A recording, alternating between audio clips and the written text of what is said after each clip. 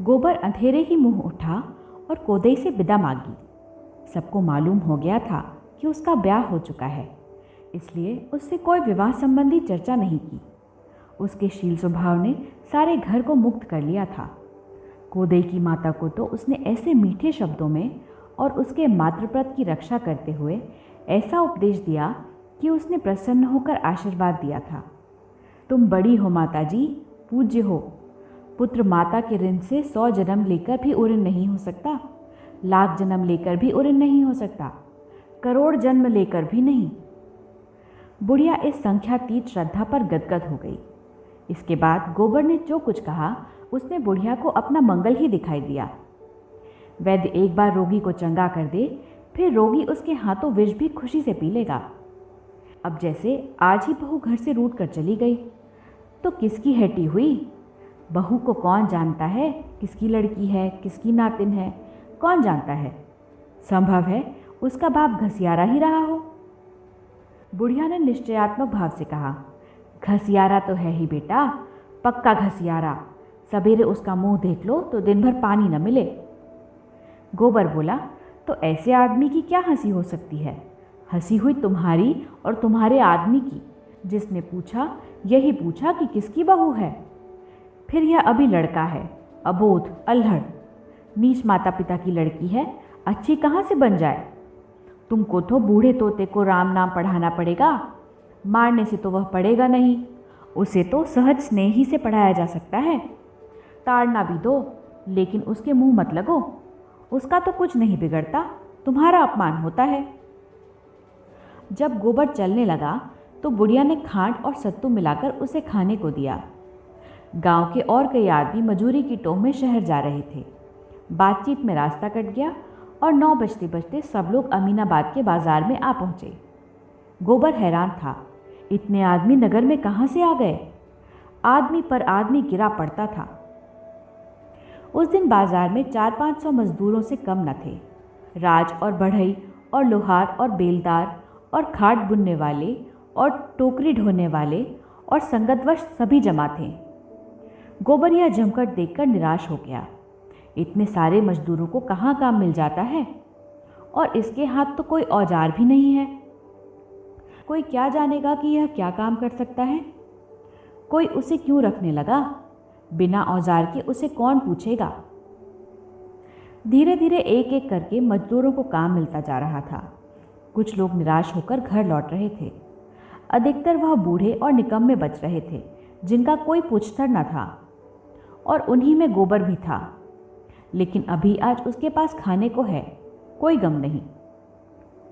सहसा मिर्ज़ा खुर्शीद ने मजदूरों के बीच में आकर ऊंची आवाज़ से कहा, जिसको 6 आने रोज़ पर काम करना हो वह मेरे साथ आए।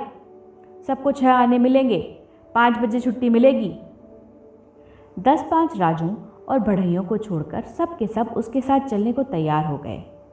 400 फटे हालों की एक विशाल सेना सज गई।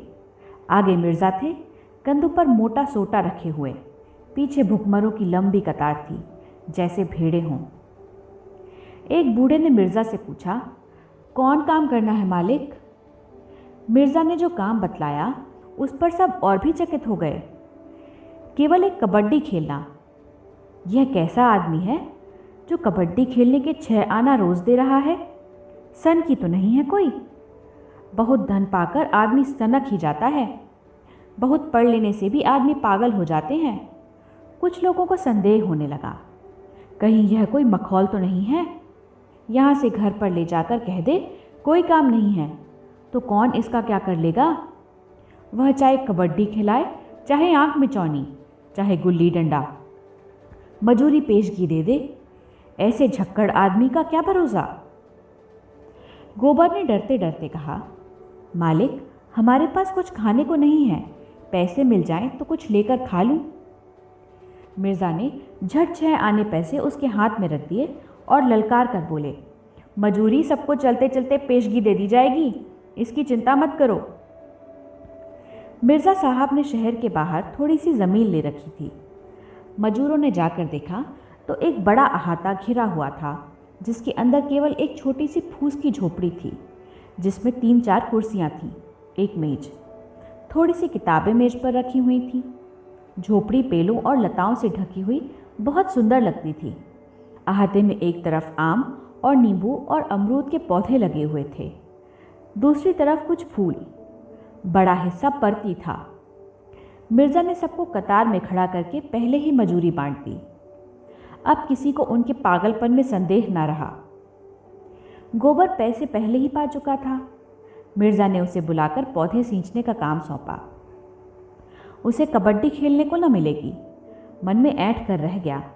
इन बूढ़ों को उठा उठा कर पटकता, लेकिन कोई परवाह नहीं, बहुत कबड्डी खेल चुका है, पैसे तो पूरे मिल गए। आज युगों के बाद इन जरा ग्रस्तों को कबड्डी खेलने का सौभाग्य मिला। अधिकतर तो ऐसे थे जिन्हें याद भी ना आता था कि कभी कबड्डी खेली है या नहीं। दिन भर शहर में पिसते थे, पहर रात गए घर पहुंचते थे और जो कुछ रूखा मिल जाता था खाकर पड़े रहते थे। प्रातःकाल फिर वही चरखा शुरू हो जाता था। जीवन नीरस निरानंद केवल एक ढर्रा मात्र हो गया था। आज तो एक यह अवसर मिला तो बूढ़े भी जवान हो गए। अधमरे बूढ़े ठठरियाँ लिए, मुंह में दांत न पेट में आत, जांघ के ऊपर धोतियाँ या तहमत चढ़ाए ताल ठोंक ठोंक कर उछल रहे थे, मानो उन बूढ़ी हड्डियों में जवानी धंस पड़ी हो।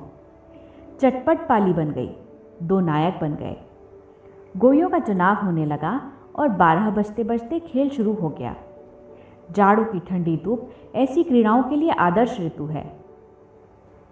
इधर अहाते के फाटक पर मिर्ज़ा साहब तमाशियों को टिकट बांट रहे थे। उन पर इस तरह कोई न कोई सनक हमेशा सवार रहती थी। अमीरों से पैसा लेकर गरीबों को बांट देना। इस बूढ़ी कबड्डी का विज्ञापन कई दिन से हो रहा था। बड़े बड़े पोस्टर चिपकाए गए थे, नोटिस बांटे गए थे। यह खेल अपने ढंग का निराला होगा, बिल्कुल अभूतपूर्व। भारत के बूढ़े आज भी कैसे पौढ़े हैं, जिन्हें यह देखना हो आएं और अपनी आंखें तृप्त कर लें। जिसने यह तमाशा न देखा वह पछताएगा। ऐसा सुअवसर फिर न मिलेगा। टिकट 10 रुपये से लेकर 2 आने तक के थे। 3 बजते बजते सारा अहाता भर गया। मोटरों और फिटनों का तांता लगा हुआ था। 2000 से कम की भीड़ न थी। रईसों के लिए कुर्सियों और बेंचों का इंतजाम था, साधारण जनता के लिए साफ सुथरी जमीन। मिस मालती, मेहता, खन्ना, तंखा और राय साहब सभी विराजमान थे। खेल शुरू हुआ तो मिर्ज़ा ने मेहता से कहा, आइए डॉक्टर साहब, एक गोई हमारी और आपकी हो जाए। मिस मालती बोली, फिलासफर का जोड़ फिलासफर ही से हो सकता है। मिर्ज़ा ने मूंछों पर ताव देकर कहा, तो क्या आप समझती हैं मैं फिलोसफर नहीं हूँ? मेरे पास पुछल्ला नहीं है, लेकिन हूँ मैं फिलोसफर। आप मेरा इम्तिहान ले सकते हैं मेहता जी। मालती ने पूछा, अच्छा बतलाइए, आप आइडियलिस्ट हैं या मटेरियलिस्ट? मैं दोनों हूँ। यह क्यों कर? बहुत अच्छी तरह, जब जैसा मौका देखो वैसा बन गया। तो आपका अपना कोई निश्चय नहीं है? जिस बात का आज तक कभी निश्चय न हुआ और न कभी होगा, उसका निश्चय मैं भला क्या कर सकता हूँ? और लोग आंखें फोड़कर और किताबें चाटकर जिस नतीजे पर पहुँचे हैं, वहाँ मैं यूँ ही पहुँच गया। आप बता सकती हैं किसी फिलोसोफर ने अकली गद्दे लड़ाने के सिवाय और कुछ किया है? डॉक्टर मेहता ने अचकन के बटन खोलते हुए कहा, तो चलिए हमारी और आपकी हो ही जाए। और कोई माने या न माने, मैं आपको फिलोसोफर मानता हूँ। मिर्ज़ा ने खन्ना से पूछा, आपके लिए भी कोई जोड़ ठीक करूँ? मालती ने पुचारा दिया, हाँ हाँ, इन्हें ज़रूर ले जाइए मिस्टर तंखा के साथ। खन्ना झेपते हुए बोले, जी नहीं, मुझे क्षमा कीजिए। मिर्ज़ा ने राय साहब से पूछा, आपके लिए कोई जोड़ लाऊं? राय साहब बोले, मेरा जोड़ तो ओंकार नाथ का है, मगर वह आज नज़र ही नहीं आते।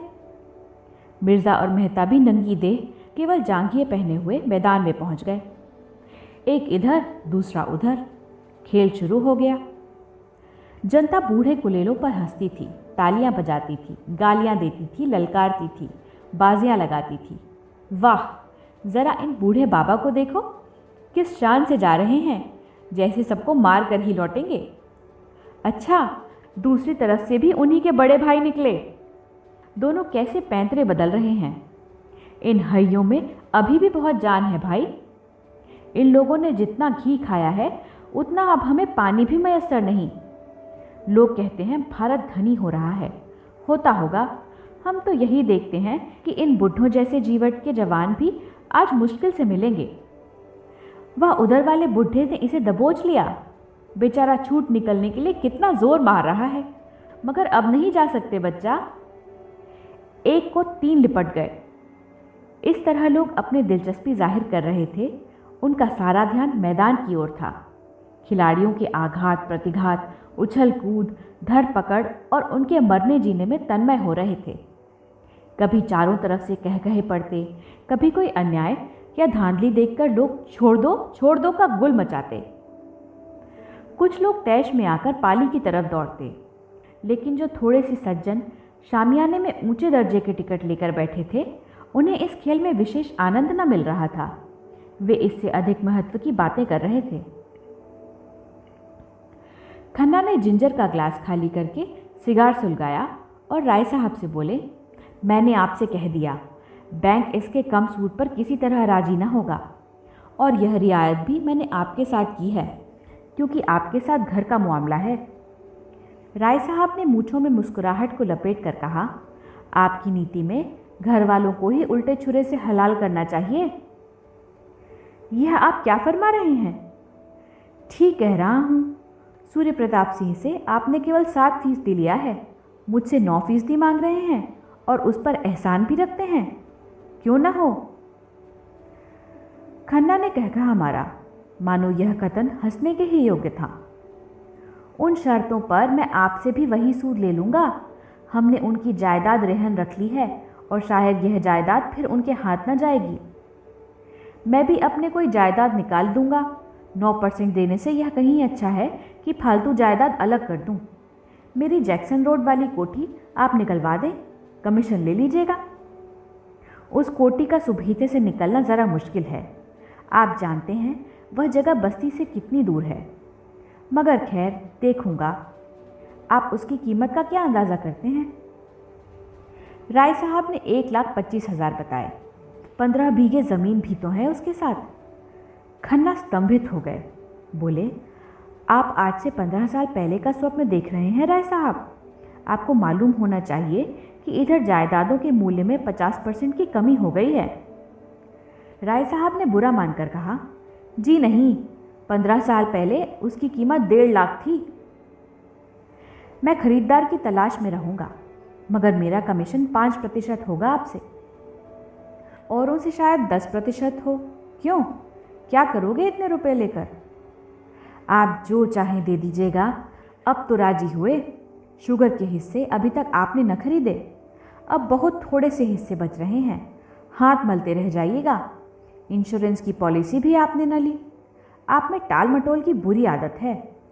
जब अपने लाभ की बातों का इतना टाल मटोल है, तब दूसरों को आप लोगों से क्या लाभ हो सकता है?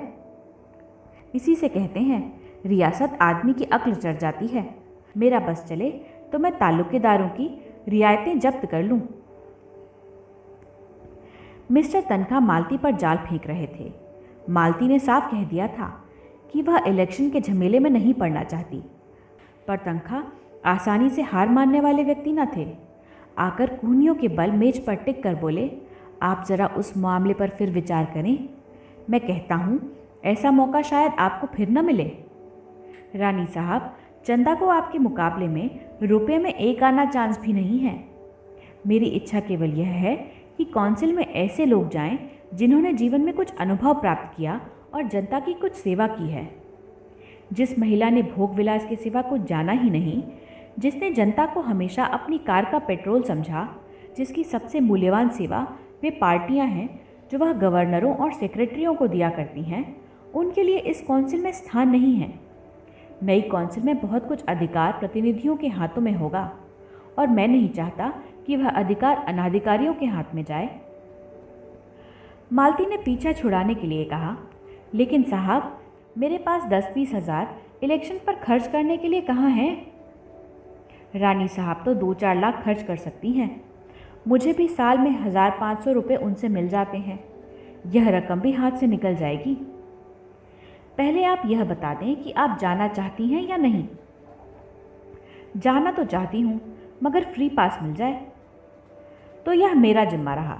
आपको फ्री पास मिल जाएगा। जी नहीं, क्षमा कीजिए, मैं हार की जिल्लत नहीं उठाना चाहती।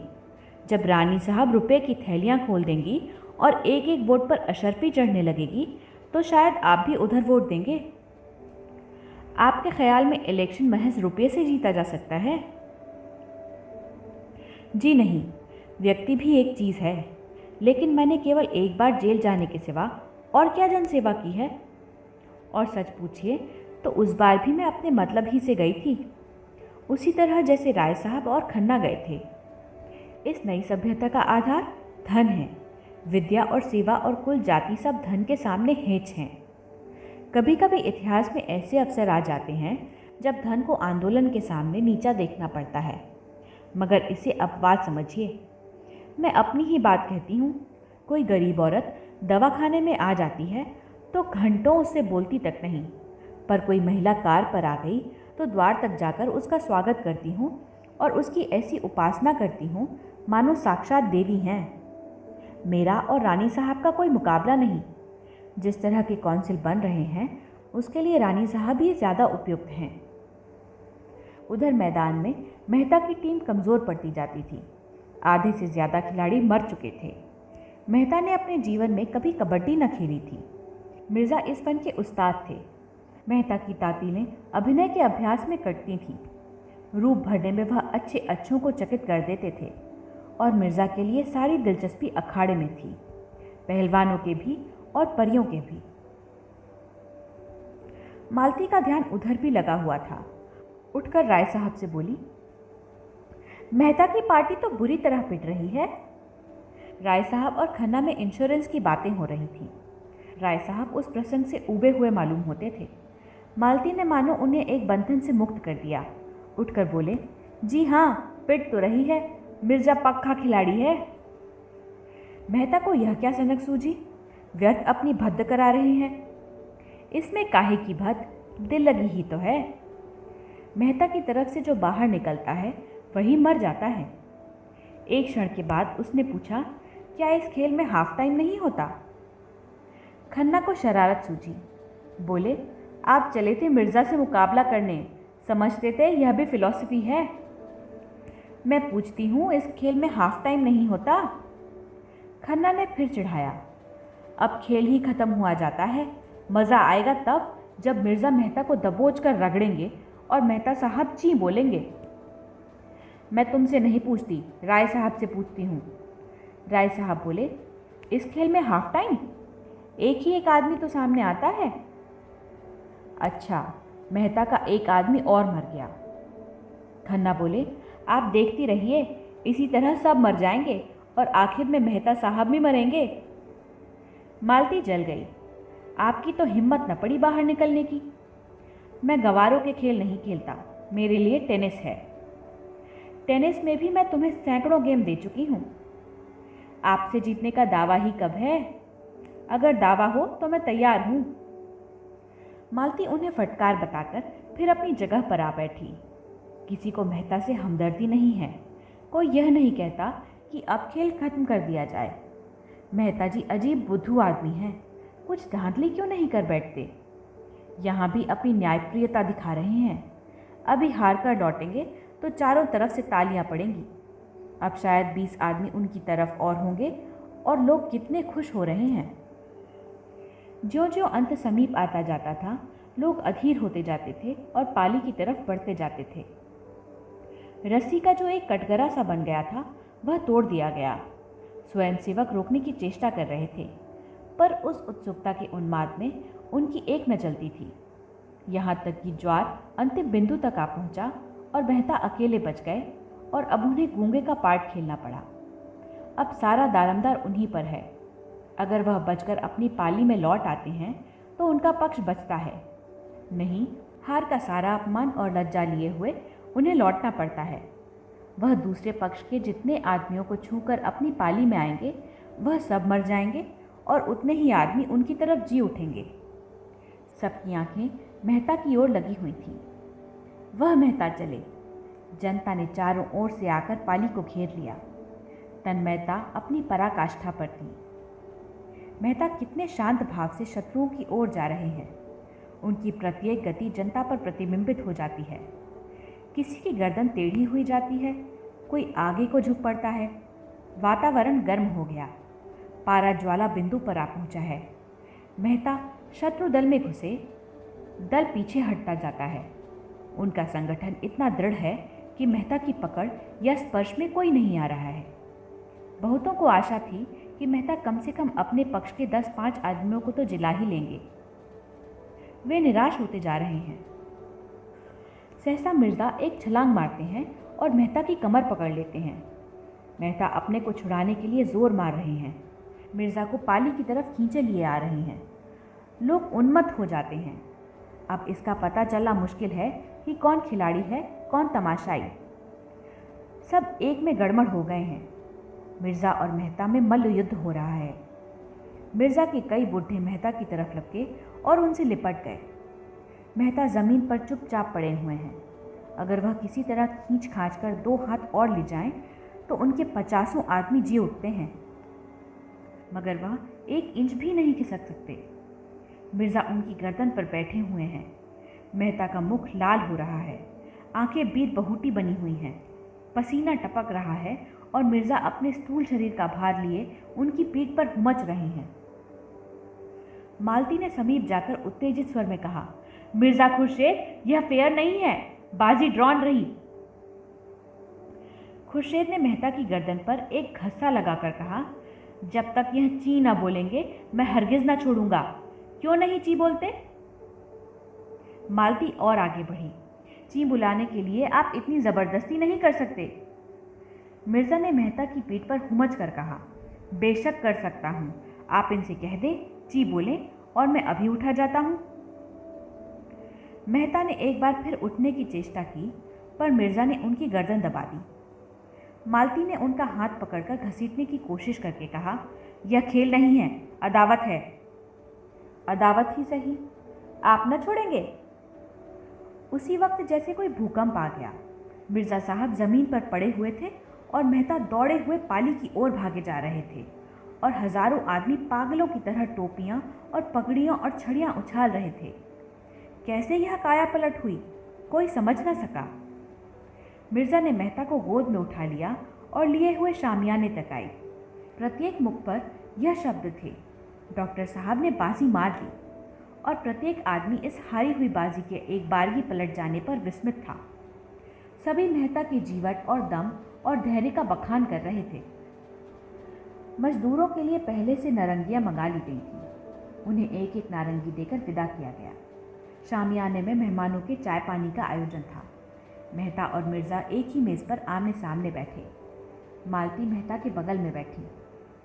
मेहता ने कहा, मुझे आज एक नया अनुभव हुआ। महिला की सहानुभूति हार को जीत बना सकती है। मिर्जा ने मालती की ओर देखा। अच्छा, यह बात थी। जभी तो मुझे हैरत हो रही थी कि आप एकाएक कैसे ऊपर आ गए। मालती शर्म से लाल हुई जाती थी। बोली, आप बड़े बेमुरौवत आदमी हैं मिर्जा जी, मुझे आज मालूम हुआ। कसूर इनका था, यह क्यों ची नहीं बोलते थे? मैं तो ची न बोलता, चाहे आप मेरी जान ही ले लेते। कुछ देर मित्रों में गपशप होती रही। फिर धन्यवाद के और मुबारकबाद के भाषण हुए और मेहमान लोग विदा हुए।